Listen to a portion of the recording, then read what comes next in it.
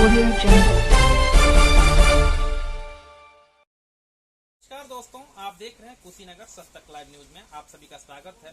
इस समय नगर पालिका का चुनाव नजदीक आ गया है। चूंकि सरकार की तरफ से अध्यादेश अभी जारी होना बाकी है, लेकिन तमाम पार्टियां अपना अपना पोस्टर, बैनर पोलों पे, दीवारों पे लगाना जारी कर दी है। इसी क्रम में हमारी न्यूज टीम आज कुशीनगर जनपद की हाटा नगर पालिका में मौजूद है। हम आपको एक ऐसे शख्सियत से भेंट करवाने वाले हैं कि जिनका पहचान कुशीनगर जनपद में स्थापित है। आइए हम इनसे बातचीत करेंगे, जानेंगे क्या कुछ इनका नाम है और क्या कुछ करने वाले हैं।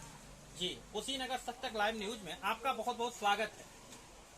सबसे पहले आप सभी को प्रणाम और उसी के साथ आप सभी मीडिया बंधुओं को एवं हमारे इंटरव्यू को ले रहे आप हमारे भाई, आपका भी बहुत बहुत धन्यवाद। सबसे पहले हम आप जानना चाहेंगे आपका जीवन परिचय। जीवन परिचय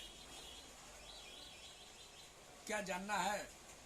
मैं किस परिवार से आता हूं, लगभग सभी लोग जानते हैं।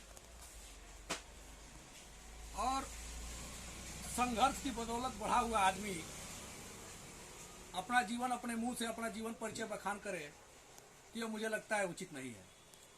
कहीं न कहीं बता दूं, आप एक व्यवसायी हैं और आपको इस दौर में आना कब और कैसे हुआ? देखिए, जनता के प्रति सेवा का जो भाव था वो बचपन से ही हमारे अंदर कूट के भरा हुआ था। हम 1999 में शिवसेना के जरिए जनता की सेवा में आए। हमें तब लगता था, जब हम पढ़ते थे तो हमें लगता था कि जब विद्यालय में कोचिंग के नाम पर बच्चों का शोषण होता था, सरकारी अध्यापक बच्चों का शोषण किया करते थे कि मेरे वहां पढ़ोगे नहीं तो कम नंबर दे देंगे। बच्चे मजबूरी में कोचिंग पढ़ा करते थे, विद्यालय में नहीं पढ़ते थे। तब मैं उनके खिलाफ आमरण अनशन पे बैठा हुआ था। मैंने इन सरकारी टीचरों के अत्याचार को बंद कराया, मैंने इनके कोचिंग को बंद कराया। मैं हॉस्पिटल में जाता था, वहां मरीजों का शोषण होता था, दवा नहीं दी जाती थी। कहीं भी उनका जो है, उनको दवा के नाम पे उनका शोषण होता था। उनसे डॉक्टर जो है हॉस्पिटल में नहीं बैठता था, डॉक्टर अपने केबिन में बैठ के और उनसे फीस लिया करते थे। मैं उनके खिलाफ आमरण अनशन बैठा, उनको ठीक करने का काम हम लोगों ने किया। हॉस्पिटल में मैं देखता था मरीज तड़प रहा है, पंखे की व्यवस्था नहीं होती थी, हम लोगों ने जनरेटर लगवाने का काम किया। तो तमाम संघर्ष हमने समय समय पे किया है। जब भी जनता को जरूरत पड़ेगी हम समय समय पर उनके लिए उपलब्ध रहेंगे। कहीं न कहीं राजनीति में शिक्षा का एक अहम बड़ा योगदान माना जाता है, क्या है इस पे आपकी राय? शिक्षा, देखिए, शिक्षा ही विकास की जड़ है। अगर शिक्षा नहीं रहेगी तो विकास नहीं होगा, आदमी चिंतन नहीं कर पाएगा। तो विकास करने के लिए सबसे पहले जो है शिक्षा जरूरी है। और राजनीति में भी शिक्षित व्यक्ति अगर नहीं आएगा तो हमको लगता है विकास नहीं होगा।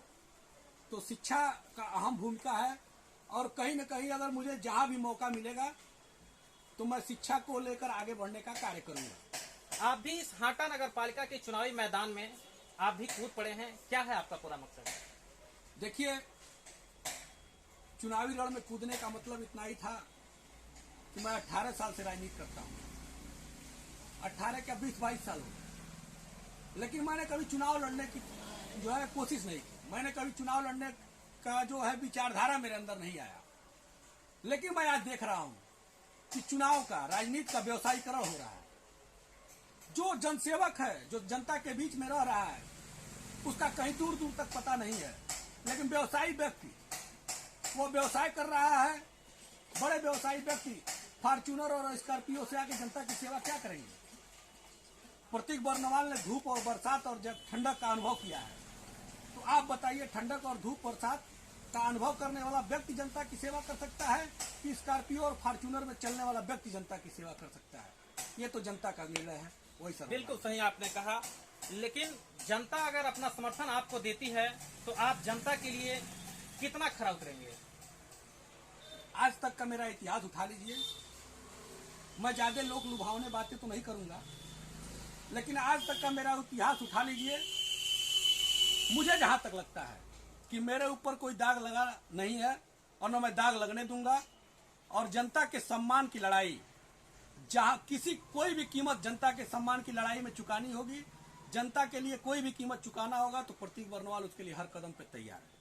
हमारे कुशीनगर सच तक लाइव न्यूज चैनल के माध्यम से आप जनता से क्या अपील करना चाहेंगे?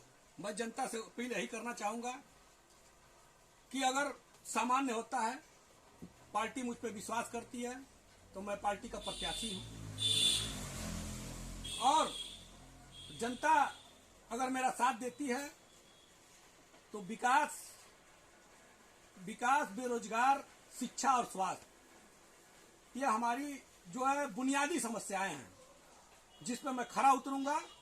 और यह मैं आपको समय आएगा तो बताऊंगा अभी किस स्थिति से, किस परिस्थिति और स्थिति में इसको बदलकर मैं खरा उतरूंगा, यह मैं समय आने पे आपको बताऊंगा। बहुत बहुत धन्यवाद।